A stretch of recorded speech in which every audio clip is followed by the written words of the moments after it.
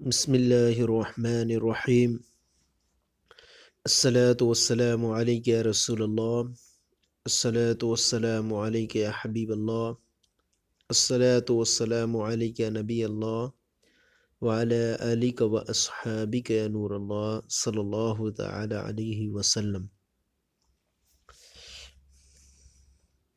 پیارے اسلامی بھائیوں، ہم نے گزشتہ جو خلاصۃ النحو اول کا شروع کی تھی، سٹارٹنگ کی تھی، تو اس میں ہم نے ابتدائی باتیں پڑھی تھیں جو کتاب کے تعلق سے تھیں، اور کتاب کو آگے چل کر کے پڑھنے میں وہ مددگار ہوتی ہیں۔ اس لیے جو ہے ہر کتاب کے تعلق سے ہر کتاب کے شروع میں کچھ نہ کچھ بنیادی باتیں بیان کی جاتی ہیں۔ آج سے ہم جو ہے یہاں پر خلاصۃ النحو کا جو ہے سبق نمبر 1 اب شروع کریں گے۔ سبق نمبر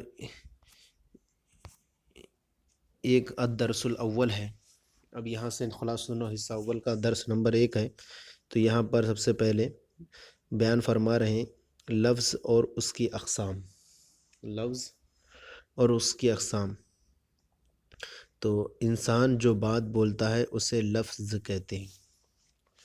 یوں تو عام طور پر لفظ کا لغوی معنی پھینکنا ہوتا ہے، اور اصطلاحی معنی ما یتلفظ به الانسان ہے، یعنی جس کا انسان تلفظ کرے اسے لفظ بولتے ہیں۔ جو بھی اپنے منہ سے جو بات نکالتا ہے انسان، اس کو لفظ کے نام سے یاد کیا جاتا ہے۔ انسان جو بات بولتا ہے اسے لفظ کہتے ہیں۔ پھر جو لفظ بے معنی ہو اسے مہمل کہتے ہیں۔ اب انسان جو ہے بول رہا ہے الفاظ، کوئی ضروری نہیں وہ سارے الفاظ صحیح بولتا ہو، معنی دار پہنچتا ہو۔ تو ایسی صورت میں اب جو ہیں لفظ کی 2 قسمیں نکل جاتی ہیں، ایک تو مہمل، ایک موضوع۔ اگر وہ معنی دار لفظ بولتا ہے تو اس کو موضوع کے نام سے یاد کرتے ہیں، اور اگر بے معنی لفظ بولتا ہے تو اس کو مہمل کے نام سے یاد کرتے ہیں۔ پھر جو لفظ بے معنی ہو اسے مہمل کہتے ہیں، جیسے کہ دیس۔ تو دیس جو ہے زید کا الٹا ہے، تو دیس کا کوئی معنی نہیں ہے۔ اسی طرح یہ تو ہو گیا عربی کے اندر اگر بولیں، اور اسی طرح ہم لوگ اردو میں بولتے ہیں۔ اردو میں عام طور پر جلتے ہیں پانی، اس کا الٹا بولتے ہیں پانی وانی، روٹی ووٹی، یعنی چائے وائے۔ تو جو چائے کے بعد وائے آیا، روٹی کے بعد ووٹی آیا، یہ دوسرا جو لفظ آ رہا ہے بات ساتھ میں، تو روٹی تو مستعمل ہے اور موضوع ہے، لیکن جو آ رہا ہے یہ دوسرا وائے وغیرہ، وائے ووٹی وغیرہ، یہ جو ہے مہمل ہے، اور یہ جو ہے اس کا کوئی معنی نہیں ہوتا ہے، لہذا یہ مہمل میں ہوا، یعنی بے معنی، مہمل بیکار۔ سن میں اتنا آگے سن میں اب جو لفظ با معنی ہو اسے موضوع یا مستعمل کہتے ہیں، جیسا قلم۔ تو قلم کا ایک معنی پورا طور پر ہے، اور یہ مستعمل بھی ہے، اور یہ با معنی ہے، یعنی جو سے لکھا جاتا ہے ہم اسے کیا بولتے ہیں؟ قلم بولتے ہیں۔ اب اس کو کوئی بولتے ہیں کتابن بول دیں، رجلن بول دیں، یعنی امراتن بول دیں۔ تو جس بھی لفظ کا کوئی معنی ہوتا ہو وہ سب کس میں جائے گا؟ موضوع یا مستعمل کے حصے میں جائے گا، یعنی اسے موضوع یا مستعمل کہیں گے۔ تو جو لفظ بامعنی ہو تو اسے موضوع یا مستعمل کہتے ہیں۔ تو اس طور پر 2 قسمیں نکلیں، انسان کے منہ سے جو نکلتا ہے اسے لفظ کہتے ہیں۔ اب نکلنے والا لفظ کبھی تو بے معنی ہوگا، کبھی بامعنی ہوگا۔ تو جب بے معنی ہو تو اسے مہمل کہیں گے، اور بامعنی ہو تو اسے موضوع یا مستعمل کہیں گے۔ اتنا ہو گیا۔ اب مہمل ہے جب بنا تو مہمل کی تو قسمیں نکلیں گی، کیونکہ مہمل جب وہ بے معنی ہے تو اس کا کوئی معنی ہی نہیں ہوتا، تو وہ وہیں پر ہی ٹھہر جائے گا۔ اب جو بامعنی ہے موضوع ہے، اسی کی اب قسمیں نکالتے ہوئے بیان فرما رہے ہیں موضوع کی اقسام۔ موضوع لفظ کی 2 قسمیں ہیں، مفرد مرکب۔ مفرد مرکب۔ اکیلے موضوع لفظ کو مفرد یا کلمہ کہتے ہیں۔ اکیلا ہو کوئی لفظ اور کیا ہو، وہ اکیلا لفظ جو بامعنی ہو اور اسے کلمہ بھی کلمہ کہتے ہیں، تو اس کا دوسرا نام مفرد بھی ہے یا کلمہ بھی کہتے ہیں۔ تو اسے کلمہ بھی کہتے ہیں اور مفرد بھی۔ تو چونکہ بامعنی ہی ہوگا، کیونکہ موضوع لفظ کی اقسام نکالنا ہے، تو موضوع لفظ میں بامعنی ہی ہوتا ہے، اس لیے یہاں پر انہوں نے اگرچہ قید نہیں بڑھائی بامعنی کی، تو یہاں کہیں گے اکیلے بامعنی لفظ کو مفرد یا کلمہ کہتے ہیں۔ اکیلے موضوع لفظ کو مفرد یا کلمہ کہتے ہیں، جیسے جمل اونٹ۔ تو یہاں ایک جمل ایک بامعنی لفظ ہے، اور یہ مفرد ہے، اس کے ساتھ کوئی اور دوسرا نہیں ہے، صرف ایک ہی پر دلالت کر رہا ہے، تو اس سے کہیں گے ہم مفرد یا کلمہ کے نام سے یاد کریں گے۔ تو اس کا معنی بھی ایک طور پر یہاں پر ہمارے درمیان رہتا ہے کہ جمل اونٹ۔ اسی طرح کتاب لے لیں، اسی طرح قلم لے لیں، اسی طرح طاولۃ لے لیں، یہ سب کیا ہیں؟ موضوع اور مفرد کی اقسام میں شمار ہوں گے، یعنی ان سب کے معنی ہیں تو اور مفرد ہیں تو میز، طاولۃ المیز وغیرہ۔ اور ایک سے زائد موضوع الفاظ کے مجموعہ کو مرکب کہتے ہیں، یعنی ایک سے زائد موضوع الفاظ کے مجموعے کو، یہ تو ایک لفظ ہو تو اس کو مفرد بولتے ہیں، ایک لفظ و بامعنی اس کو مفرد بولیں گے، اور ایک سے زائد موضوع الفاظ کے مجموعے مرکب کہتے ہیں۔ اب زائد الفاظ 2 بھی ہو سکتے ہیں، 3 بھی ہو سکتے ہیں، 4 بھی ہو سکتے ہیں۔ تو اب جیسے مثال دے رہے ہیں لیلۃ القدر، یعنی لیلۃ القدر شب قدر، زید جالس فی المسجد، زید مسجد میں بیٹھا ہے۔ تو یہ الگ بات ہے کہ یہاں پر اب 2 قسمیں ہم اس کی نکال دیں گے، موضوع الفاظ کے مجموعے کو مرکب کہتے ہیں۔ اب اگر دیکھیں آگے چل کے بیان کریں گے کہ یہاں جو پہلی قسم لیلۃ القدر یہ مرکب کی مرکب ناقص میں شمار ہوگی، اور زید جالس فی المسجد یہ مرکب تام ہے، اس سے جو ہے پورا معنی طور پر ابھی تک پورے طور پر حاصل نہیں ہو رہا ہے لیلۃ القدر سے، اور یہاں پورا ایک مخاطب کو اگر سنے گا زید جالس فی المسجد تو پورا معنی اسے حاصل ہو جائے گا اور پورا فائدہ تامہ بھی مل جائے گا، تو یہ دوسرا والا جملہ مرکب تام میں جائے گا۔ تو یہاں ایک سے زائد الفاظ کے مجموعے کو مرکب کہتے ہیں، تو پہلی والی مثال لیلۃ القدر میں 2 لفظوں کا مجموعہ ایک مرکب ہے، اور یہاں پر تیسری والی مثال میں زید 1، جالس 1، فی 3 اور مسجد 4، تو اس سے 4 سے مل کر کے ایک مرکب پورا تیار ہوا ہے۔ اب یہاں سب جو ہو گیا بیان فرما دیا، اب مرکب کی اقسام بیان فرما رہے ہیں۔ تو پہلی جب یہاں پر مثال دے دی، اب فرما رہے ہیں مرکب کی 2 قسمیں ہیں، ناقص اور تام۔ ہماری جو پہلی مثال ہے لیلۃ القدر یہ ناقص ہے، اور زید جالس فی المسجد یہ تام ہے۔ اب بیان فرما رہے ہیں ہر ایک کی تعریف ناقص و تام کی۔ جس مرکب میں بات مکمل نہ ہو اسے مرکب ناقص یا مرکب غیر مفید بولتے ہیں۔ مرکب ناقص یعنی ناقص معنی ہوتا ہے ادھورا مرکب، یعنی اور یا مرکب غیر مفید یعنی فائدہ نہ دینے والا مرکب کہتے ہیں۔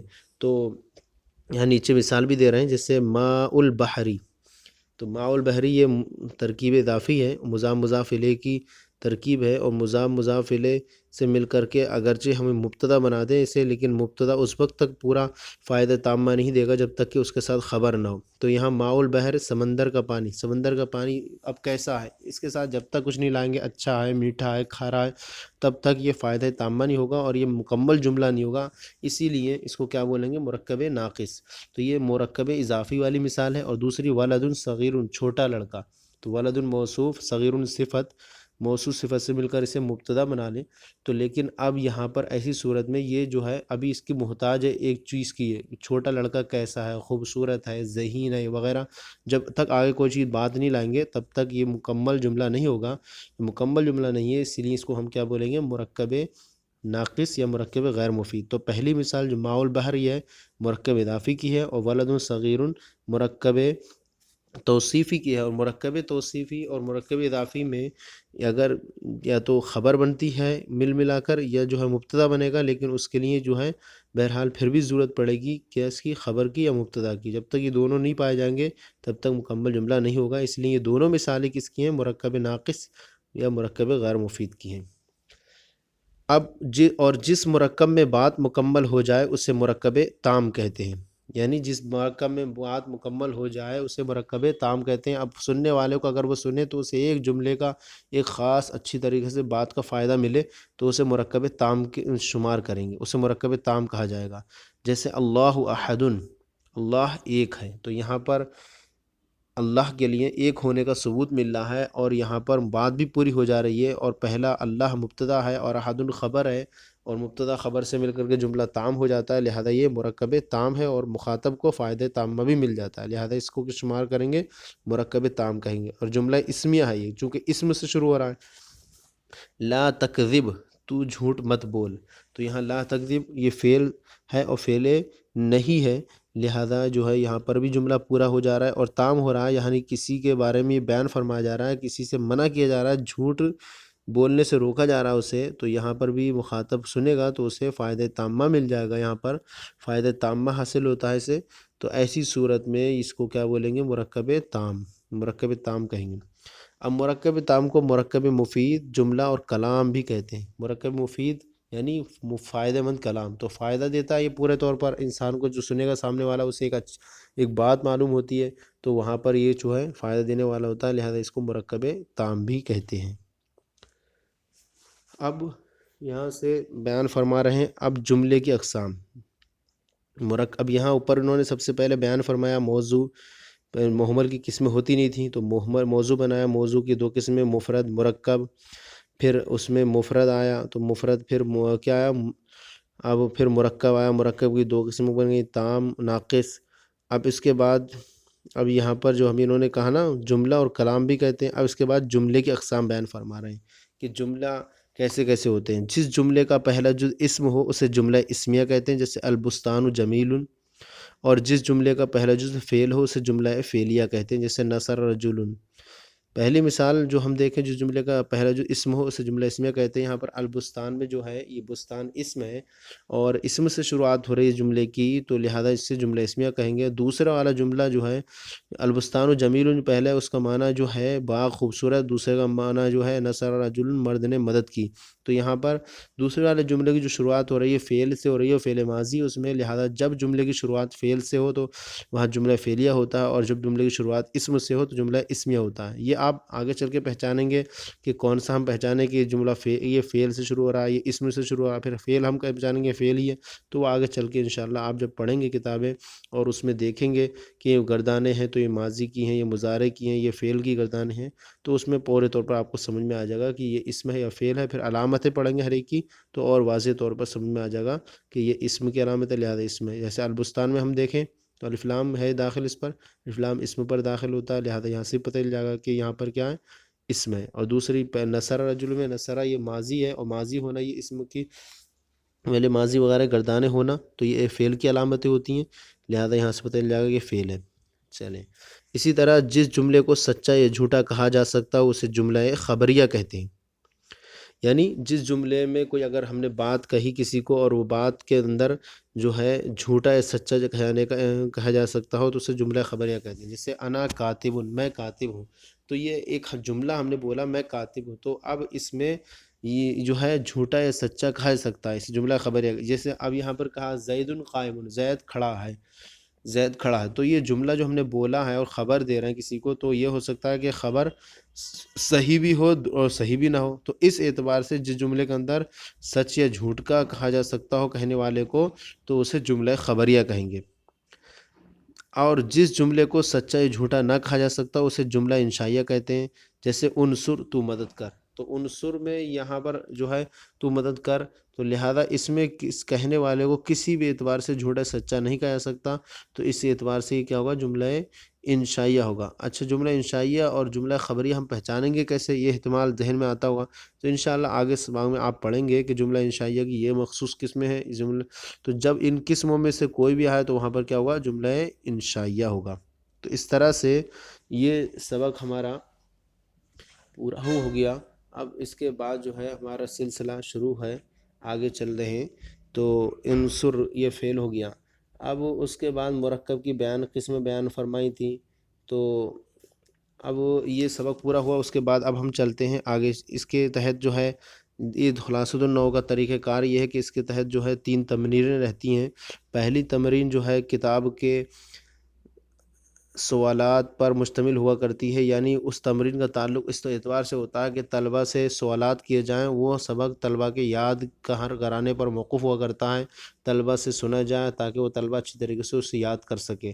تو پہلی تمرین میں سوال بنائے جاتے ہیں جو پورے سبق کو جو ہے کسی طرح حفظ کرنے کے لیے آسانی میں مددگار ہوا کرتی ہے، لہذا ہم اس پہلی تمرین سے ہمارا ان میں کوئی تعلق نہیں، لہذا ہم پہلی تمرین کو چھوڑ دیتے ہیں اور دوسری تمرین کی طرف آتے ہیں۔ دوسری تمرین کا طریقہ کار اس میں یہ ہوا کرتا ہے کہ دوسری تمرین جو ہوتی ہے اس میں ہم نے جو سبق پڑھا ہے اس سبق میں اس طرح سے ایسے الفاظ اٹھاتے ہیں کہ ہلکا سا سامنے والے کو پتہ بھی نہیں چلتا کہ اس میں کچھ غلطی ہے، اور غلط تھوڑا سا بنا کر کے اسے پیش کرتے ہیں عبارت میں۔ آپ کو اپنی ذہانت کے ذریعے سے پہچاننا ہوتا ہے کہ اس میں غلط کیا ہے، ہم اس غلطی کی نشاندہی کر کے درست لفظ وہاں پر رکھنا پڑتا ہے ہمیں۔ تو یہاں پر ہم دوسرے تمرین شروع کرتے ہیں، تو یہاں پر دوسری تمرین ہے غلطی کی نشاندہی کیجیے۔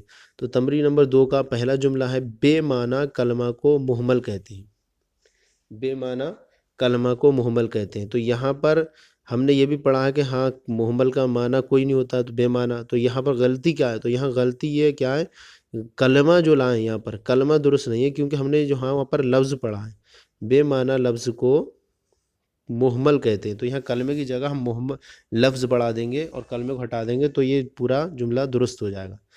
دوسرا جملہ ہے موضوع لفظ کو مفرد کہتے ہیں، موضوع لفظ کو مفرد کہتے ہیں، تو یہاں پر جو ہے موضوع لفظ سے پہلے ہمیں اکیلے بڑھانا، اکیلے موضوع لفظ کو مفرد کہتے ہیں، ورنہ اگر ہم صرف اسی طرح رہیں دیں موضوع لفظ کو مفرد کہتے ہیں تو موضوع تو لفظ ہوتے ہیں ایک سے زیادہ بھی ہو جائیں گے وہاں، لیکن مفرد کی تعریف صادق نہیں، جب ہم کہتے ہیں اکیلے موضوع لفظ کو مفرد کہتے ہیں تو یہاں ہمیں اپنے کتاب میں پڑھا بھی ہے، غور کریں گے تو پتہ چلے گا کہ وہاں اس سے پہلے موضوع سے پہلے اکیلے موجود ہے، تو اب جب اکیلے بیان دیں گے تو مفرد کا اطلاق اس پر درست ہو جائے گا، اکیلے موضوع لفظ کو مفرد کہتے ہیں۔ پھر سوال نمبر 3 ہے جس جملے کا پہلا جز فعل ہو اسے جملہ اسمیہ کہتے ہیں۔ دیکھیں یہاں پر جو ہے یہ سوال کیا گیا اور اس سوال کے اندر ہم ایک پہلے طریقہ یہ بنائیں کہ اس کے اندر جو ہے جس جملے کا پہلا جز فعل ہو تو اسے جملہ فعلیہ کہتے ہیں، اسمیہ کی جگہ ہم کیا کر دیں فعلیہ بڑھا دیں، تو چونکہ پہلا جز فعل ہو تو اسے جملہ فعلیہ کہتے ہیں۔ ایک جو ہے اس سوال کا یہ جواب بن جائے گا کہ اسمیہ کی جگہ ہم فعلیہ رکھ دیں، اور دوسرا جواب اسی سوال کا اس طور پر کر سکتے ہیں کہ جس جملے کا جز پہلا جز فعل ہو اسے جملہ اسمیہ کہتے ہیں، ہم یہ کیا کریں جس جملے کا پہلا جز اسم ہو تو فعل کی جگہ اسم رکھ دیں تو پورا جملہ پھر درست ہو جائے گا۔ تو اس سوال کے دو طرح سے جواب ہو سکتے ہیں، اگر فعل کی جگہ ہم جس جملے کا پہلا جز فعل ہو تو فعل کی جگہ ہم اسم رکھ دیں تو یہ پورا جملہ درست ہو جائے گا، اور اگر ہم فعل کو برقرار رکھیں تو ہم لاسٹ میں اسمیہ کی جگہ ہمیں فعلیہ کہنا پڑے گا، جملہ فعلیہ کہتے ہیں۔ تو اس طرح سے اس سوال کے دو جواب تیار ہو جائیں گے۔ سوال نمبر 4 ہے جس جملے کو سچا یا جھوٹا کہا جا سکتا اسے جملہ انشائیہ کہتے ہیں۔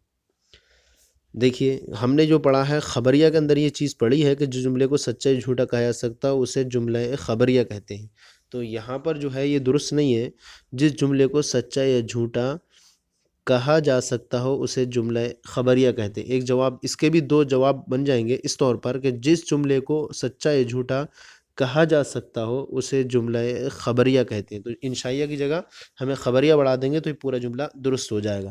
اور اس طور پر ایک دوسرا جواب بنا سکتے ہیں جس جملے کو سچا یا جھوٹا نہ کہا جا سکتا ہو، تو جھوٹا نہ کہا سے پہلے نہ لگا دیں تو اس طور پر صرف نہ بڑھائیں گے پورا جملہ یہ درست ہو جائے گا۔ اور اس طور پر جس جملے کو سچا یا جھوٹا نہ کہا جا سکتا اسے جملہ انشائیہ کہتے ہیں۔ اس طرح سے تمرین نمبر 2 غلطی کی نشاندہی پر جو مشتمل تھی یہ پوری ہوئی۔ اب ہم چلتے ہیں تمرین نمبر 3 کی طرف۔ تمرین نمبر جو 3 ہوتی ہے وہ سبق کا پورا دار و مدار ہوتی ہے، اور اگر طالب علم نے اگر اس سبق کو اچھی طور پر سمجھا ہے تو وہ تمرین جو ہے اس کے لیے معین اور وہ اچھی طریقے سے آسانی سے بنانے کا حقدار ہو جاتا ہے اور اچھی طریقے سے وہ تمرین کو حل کر لیتا ہے۔ لیکن اگر تمرین میں اسے پریشانیاں آتی ہیں، تمرین نہیں حل کر پاتا ہے، تو گویا کہ اس کا مطلب یہ ہے کہ ابھی اس کے سبق سمجھنے میں اس کی کمی واقع ہو رہی ہے۔ تو تمرین نمبر 3 جو ہے بہت اہم ہوتی ہے، اس کے زیادہ تر 2 حصے کرتے ہیں۔ تو پہلا حصہ یہاں پر جو ہم نے سبق پڑھا اس کے اندر انہوں نے الف کے حصہ شروع کیا، مفرد اور مرکب الگ الگ کیجیے۔ اب مرکب میں یہاں انہوں نے کوئی وہ شرط نہیں لگائی ہے کہ تام الگ کیجیے ناقص الگ کیجیے، بلکہ مرکب ہو اس کو الگ رکھیے اور مفید جو ہے اس کو الگ رکھیں آپ۔ تو اس طرح سے یہ ہو گیا۔ تو اب یہاں پر ہم دیکھتے ہیں مفرد اور مرکب الگ الگ کرنے، یہاں کچھ مثالیں دی ہیں، اس میں ہمیں مرکب اور مفرد کو پہچاننا ہے۔ یہاں سے بیان ہے نمبر 1 الحیاء، تو الحیاء معنی شرم یعنی حیا، تو یہ جو ہے مفرد ہے، یعنی رسولنا ہمارے رسول، تو یہاں پر جو ہے یہ رسولنا یہ مرکب ہے۔ الرجاء امید یہ مفرد ہے۔ رب العالمین دونوں عالم کا پالنے والا، دونوں جہان کا پالنے والا، تو یہاں پر بھی یہ کیا ہے مرکب ہے۔ الصدق سچ یہ مفرد ہے۔ عبد مومن مومن بندہ یہ مرکب ہے۔ الامانۃ امانت مفرد ہے۔ ناقۃ اللہ اللہ کی اونٹنی یہ بھی کیا ہے مرکب ہے۔ الصوم جنۃ روزہ ڈھال ہے یہ مرکب ہے۔ الایمان ایمان یہ کیا ہے مفرد ہے۔ الصلاۃ نور المؤمن نماز مومن کا نور ہے یہ کیا ہے مرکب ہے۔ ان اللہ علی کل شیء قدیر بے شک اللہ ہر ممکن چیز پر قادر ہے، تو یہ مرکب ہے۔ تو اس طور پر یہ جو ہے الف جز الف ہم نے حل کیا، جس کے اندر کچھ مفرد تھے کچھ مرکب تھے، تو اس کو ہم نے الگ حصوں میں تقسیم کر دیا۔ اب جو ہے دوسرا با جز پیش کر رہے ہیں، اور اس میں کچھ مرکب ناقص اور مرکب تام پیش کر رہے ہیں، اور فرماتے ہیں مرکب ناقص اور مرکب تام الگ الگ کیجیے۔ یہاں اس کی مثال ان کے اندر کچھ جو ہے جملے دیے ہیں، اور جملوں میں کی دو قسموں میں آپ نے پڑھی کہ مرکب تام مرکب ناقص، تو یہاں پر دونوں طرح کے جملے ہیں، آپ کو الگ الگ کرنا ہے ان کو، اور پہچاننا ہے کہ کون سا مرکب تام ہے کون سا مرکب ناقص ہے۔ اور تعریف بھی آپ نے پڑھ لی ہے کہ جس سے مکمل فائدہ نہ حاصل ہو اسے مرکب ناقص کہتے ہیں، اور جس سے فائدہ حاصل ہو اسے مرکب تام کہتے ہیں۔ تو یہاں پر پہلا جملہ الدعاء مخ العبادہ، دعا عبادت کا مغز ہے، تو یہاں پر اس سے ہمیں پورے طور پر فائدہ حاصل ہوا۔ دعا یہ پورا جملہ دعا مبتدا بن جائے گا، اور یہ بعد والا خبر بن جائے گا، اور مبتدا و خبر سے جب کلام مرکب ہو تو وہ تام ہوا کرتا ہے، لہذا یہ مرکب تام ہوگا، اور معنی ہوگا دعا عبادت کا مغز ہے۔ دوسرا جملہ الطہور شطر الایمان، پاکی ایمان کا حصہ ہے، تو یہاں پر پہلا جو ہے حصہ الطہور مبتدا ہے اور شطر الایمان خبر ہے، اور مبتدا خبر سے مل کر کے کلام مرکب ہو جاتا ہے، مرکب تام ہے یہاں پر، لہذا یہاں معنی بھی پورا فائدہ حاصل ہو رہا ہے، لہذا کیا ہوگا یہ مرکب تام۔ الطہور شطر الایمان، پاکی ایمان کا حصہ ہے۔ عقوق الوالدین کبیرۃ، والدین کی نافرمانی بڑا گناہ ہے، تو یہاں پر دیکھیں عقوق الوالدین، اور یہاں پر پورا جملہ پڑھا ہم نے، اور پورے جو اس سے پورا معنی فائدہ بھی حاصل ہو رہا ہے، تو لہذا یہ مرکب تام ہے، اور پہلا عقوق الوالدین یہ مبتدا بنے گا مضاف مضاف الیہ سے مل کر، اور کبیرہ خبر بنے گا، تو یہاں پر جو ہے وہ مبتدا خبر سے مل کر کے کلام مرکب ہو جاتا ہے، اور فائدہ تامہ حاصل ہو جاتا ہے سامنے والے کو، لہذا یہ مرکب تام ہے۔ چوتھا جملہ ہے الیمین الغموس، جھوٹی قسم، کیا ہے جھوٹی قسم، یہ جو ہے جملہ ہے، اور جملہ یہ ناقص ہے کیونکہ یہاں صرف موصوف صفت ہے، اور موصوف صفت سے مل کر کے اس وقت تک جملہ پورا نہیں ہوگا جب تک کہ وہاں پر ایک اور، یا تو اگر ہم اس کو مبتدا بنا لیں تو اس کی خبر کی ضرورت پڑے گی، اور اگر ہم اسے خبر بنائیں تو اس یہاں مبتدا کی ضرورت پڑے گی، اور بغیر مبتدا یا بغیر خبر کے یا صرف مبتدا یا صرف خبر سے کلام پورا نہیں ہوتا، تام نہیں ہوتا، لہذا یہ کلام کیا ہے مرکب ناقص ہے، یعنی جھوٹی قسم۔ اب جھوٹی قسم کیا ہے کہ اس کے بارے میں ابھی احتمال باقی ہے اور پوچھنا باقی ہے۔ المؤمن، پانچواں نمبر ہے، پانچواں جملہ ہے المؤمن مرآۃ المؤمن، مومن مومن کا آئینہ ہے، تو یہاں پر جو ہے یہ جملہ جو ہے مرکب تام ہے، اور مرکب تام میں سے پورا فائدہ تام میں حاصل ہو رہا ہے۔ پہلا جو ہے حصہ اس کا مبتدا ہے، دوسرا والا حصہ اس کا خبر ہے، اور مبتدا خبر سے مل کر کے کلام مرکب ہو جاتا ہے، مرکب تام بنتا ہے، اور وہاں پر فائدہ سننے والے کو پورا ملتا ہے، لہذا یہ مرکب تام ہے۔ چھٹا جملہ ہے سید القومی خادمہم، قوم کا سردار ان کا خادم ہوتا ہے، تو قوم کا سردار ان کا خادم ہوتا ہے، یہاں پر بھی ہمیں سننے سے ایک پورا معنی فائدہ حاصل ہو رہا ہے، تو لہذا یہ بھی مرکب تام ہے۔ اور پہلا سید القوم ترکیب اضافی ہو کر مبتدا ہے، اور خادم ترکیب اضافی ہو کر کے خبر ہے، اور مبتدا خبر سے مل کر کے کلام پورا ہو جاتا ہے، لہذا یہ کیا ہے مرکب تام ہے۔ ساتواں جملہ ہے طلب العلم فریضۃ، علم کا طلب کرنا فرض ہے، علم کا حاصل کرنا فرض ہے، تو یہاں پر جو ہے سننے والے کو پورا طور پر یہاں پر فائدہ حاصل ہو جاتا ہے، اور یہاں پورا معنی فائدہ حاصل ہو رہا ہے، اور یہ مرکب تام ہے کہ طلب العلم ترکیب اضافی ہو کر مبتدا ہے، فریضۃ خبر ہے، اور مبتدا خبر سے مل کر کے کلام مرکب تام بن جاتا ہے، لہذا یہاں پر بھی کیا ہے یہ مرکب تام ہے۔ آٹھواں جملہ ہے البرکۃ، البرکۃ مع اکابرکم، البرکۃ مع اکابرکم، برکت جو تمہارے بزرگوں کے ساتھ ہے، تو یہاں پر بھی جو ہے یہ پہلا یہ جملہ آٹھواں جملہ مرکب تام ہے، اور مرکب تام پہلا مبتدا ہے البرکۃ، اور مع اکابر بعد میں یہ خبر بنے گا، اور خبر اور مبتدا سے مل کر کے کلام تام ہو جاتا ہے مرکب تام، لہذا یہاں پر بھی کیا یہ مرکب تام ہے، برکت تمہارے بزرگوں کے ساتھ ہے، اور یہاں پر سننے والے کو فائدہ بھی حاصل ہوتا ہے۔ نواں جملہ ہے امۃ مؤمنۃ، امۃ باندھی، مومنۃ مومنہ، تو مومنہ باندھی، تو یہاں امۃ موصوف اور مومنہ صفت، موصوف صفت سے مل کر کے یہ صرف مبتدا بنے گا، ابھی خبر کی اس کو ضرورت پڑے گی، اور بغیر خبر کے کلام تام نہیں ہوتا، یا اگر ہم اسے خبر نہ بنائے بھی بالفرض، تو مبتدا نہ بنائے اسے، تو تب بھی یہاں پر جو ہے یہاں پر بھی ضرورت پڑے گی، یا تو مبتدا کی ضرورت پڑے گی یا خبر کی، اور بغیر خبر بغیر مبتدا کے یہ صرف تنہا خبر تنہا مبتدا سے کلام پورا نہیں ہوتا، وہ کلام ناقص رہتا ہے، لہذا یہ مرکب ناقص ہوگا۔ میں مومنہ باندھی، لا يدخل الجنت قاطع، قطع تعلق کرنے والا جنت میں داخل نہیں ہوگا۔ تو یہ یہاں پر جملہ ہے، مرکب تام ہے، اور اس سے مخاطب کو فائدہ تامہ بھی حاصل ہو جاتا ہے، اور یہاں پر اور فعل فاعل بس جملے کے اندر ہو تو جملہ تام ہو جاتا ہے، اور یہاں فعل فاعل بھی ہے اور مفعول بھی ہے، لہذا کیا ہے یہ جملہ مرکب تام ہے، اور پہلا لا يدخل فعل ہے، منفی ہے، اور القاطع اس کا فاعل ہوگا، الجنت مفعول فی وغیرہ ہوگا، تو یہ جو ہوگا اس طرح سے جملہ مرکب تام ہے، اور مرکب تام یہ ہے، اس سے پورا فائدہ بھی حاصل ہوتا ہے۔ انما 11واں جملہ ہے العلم النافع، نفع بخش علم، تو نفع بخش علم یہاں الموصوف النافع صفت، موصوف صفت سے مل کر مبتدا ہے، لیکن اس کی خبر نہیں ہے، اور خبر جب تک نہ ہو تو مبتدا اپنا معنی پورا طور پر فائدہ نہیں دی۔ نفع بخش علم کیسا ہے؟ نفع بخش علم جو ہے اچھا ہے، نفع بخش علم ہمیشہ رہنے والا ہے، نفع بخش علم جنت میں لے جانے والا ہے۔ جب تک ہم اس کے بعد آگے کچھ نہیں لائیں گے تب تک یہ مرکب تام نہیں بنے گا، لہذا یہاں پر جو ہے موصوف سے مل کر مبتدا تو ہے لیکن خبر نہیں ہے اس کی، لہذا یہ مرکب ناقص ہے، مرکب ناقص ہے۔ 12واں جملہ ہے الزکوٰۃ قنطرۃ الاسلام، زکوٰۃ اسلام کی عمارت ہے۔ تو یہاں پر دیکھیے، یہاں پر مخاطب کو فائدہ تامہ بھی حاصل ہو رہا ہے، اور فائدہ تامہ اس طور پر کہ الزکوٰۃ مبتدا ہے، قنطر الاسلام یہ خبر ہے، اور مبتدا خبر سے مل کر کے کلام مرکب ہو جایا کرتا ہے، اور مخاطب کو سننے والے کو فائدہ بھی تامہ حاصل ہوتا ہے، لہذا یہاں پر جو ہے مبتدا خبر سے کلام مرکب ہے، اور مرکب ہونے کی وجہ سے مرکب تام ہے۔ اچھا، دوسری بات یہاں پر عرض کرتا چلوں میں یہ کہ آپ کو پہچاننے کا ترجمہ اگر کبھی اردو وغیرہ میں پہچاننے کے لیے آپ کو آسانی یہ ہوگی کہ کبھی پہچانے کیسے کہ ہم مرکب ناقص تام، تو جب تک جملے کے اندر لفظ ہے وغیرہ لاسٹ میں نہیں آتا ہے تو وہ جملہ کیا ہوگا؟ ناقص کے درجے میں ہوگا، مرکب ناقص ہی کہیں گے، اور جب تک اس کے جملے سے مخاطب کو پورے طور پر فائدہ نہیں ملتا ہے وغیرہ وغیرہ، یہ جملہ ہو کر کے وہاں ایسی صورت میں وہ جملہ کیا رہے گا؟ ناقص میں ہی شمار ہوگا۔ تو اس طرح سے ہمارا حصہ خلاصۃ النحو حصہ اول کا سبق نمبر 1 تمرین کے ساتھ مکمل ہوا، اور انشاءاللہ آگے بھی اسی طرح سے مزید تفصیل کے ذریعے آگے اس سلسلے کو جاری رکھیں گے۔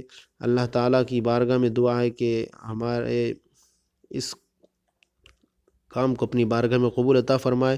آپ کی بارگاہ میں مزید گزارش ہے کہ آپ اس کو اگر انداز بیان جیسے بھی لگے اس کے بارے میں ضرور مطلع فرمائیں، اور اگر کچھ کمی ہو، کچھ رائے مشورے ہوں تو اس سے بھی ہمیں آگاہ فرمائیں تاکہ آگے اور مزید سے مزید بہتری لا سکیں۔ بخصوص ہمارے چینل کو سبسکرائب بھی کریں اور لائک بھی کریں بعد میں، اور جو ہے اس کی جو ہے لائک بھی کریں اور اسے جو ہے شیئر بھی کریں تاکہ دوسروں کو بھی اس میں جو ہے مزید صدقہ جاریہ کے طور پر ثواب ملتا رہے۔ انشاءاللہ آگے چل کے ہم دوسرا سبق لے کر کے حاضر ہوں گے۔